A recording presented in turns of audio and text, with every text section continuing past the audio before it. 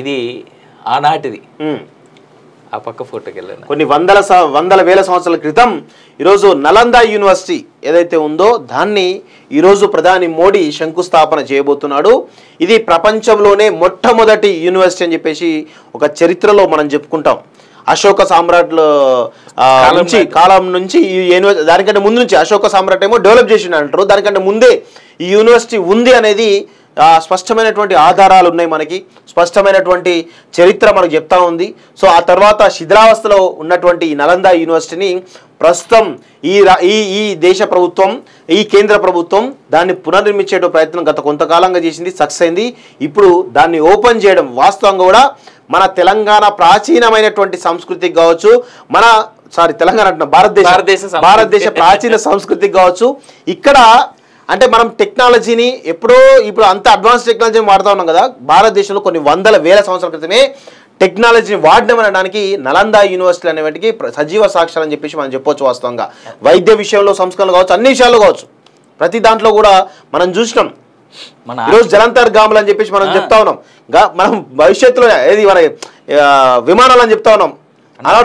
రావణాసురుడు దాన్ని ఏమంటారు, సరే పోనీ అన్న, రావణాసురుడు ఒక మిత్ అందం జనాల ప్రకారం.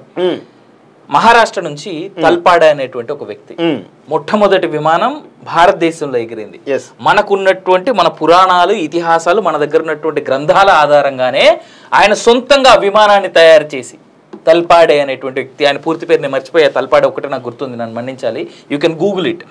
రైట్ బ్రదర్స్ కంటే ముందు ఆ తల్పాడ అనేటువంటి వ్యక్తి మహారాష్ట్రలో నది ఒడ్డున విమానాన్ని సొంతంగా ఎగిరేసిండు ఆయన. ఆయన రాసినటువంటి ఆ రెఫరెన్సెస్ అన్ని తీసుకుపోయి అమెరికాకి అమ్ముకున్నారు దరిద్రులు అప్పట్లో. ఇది కూడా ఒక సాక్ష్యం చూడు.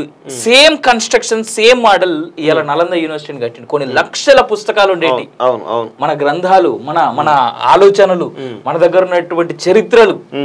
ఇలా అంతెందుకన్నా మన టెక్నాలజీ గురించి మనం మాట్లాడాల్సి వస్తే సింపుల్ లాజిక్, బృహదీశ్వర ఆలయం ఉంది, ఎంత అద్భుతంగా ఉంటుంది. దానికి ఆ పెద్ద స్టోన్, దానిపైన ఆ టెంపుల్ ఆర్కిటెక్చర్ పైన పెద్ద రాయి ఉంటుంది, మొత్తం రాళ్లతోనే కట్టిరు దాన్ని, కానీ పైన ఒక రాయి ఉంటుంది. అంత పెద్ద రాయి ఇప్పుడంటే క్రెయిన్స్, ప్రొక్లైనర్స్ అవి ఇవి ఉన్నాయి కదా, ఏ టెక్నాలజీ లేని టైంలో అంత పెద్ద వెయిట్ ఉన్నటువంటి రాయిని టెంపుల్ పైకి ఎట్లా తీసుకుపోయారు.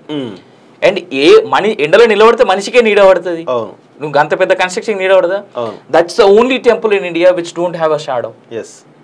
నీడ లేనటువంటి గుడి, సరే నీడ లేని ఒక కన్స్ట్రక్షన్, గుడి కూడా వదిలేసి, అది మామూలు టెక్నాలజీ కాదు వాస్తవం చెప్పాలంటే. ఎంత అద్భుతమైన టెక్నాలజీ. సో నిజంగా ఇది మనం అప్రిషియేట్ చేయాల్సినటువంటి అంశంగా మనం చూడొచ్చు వాస్తవంగా.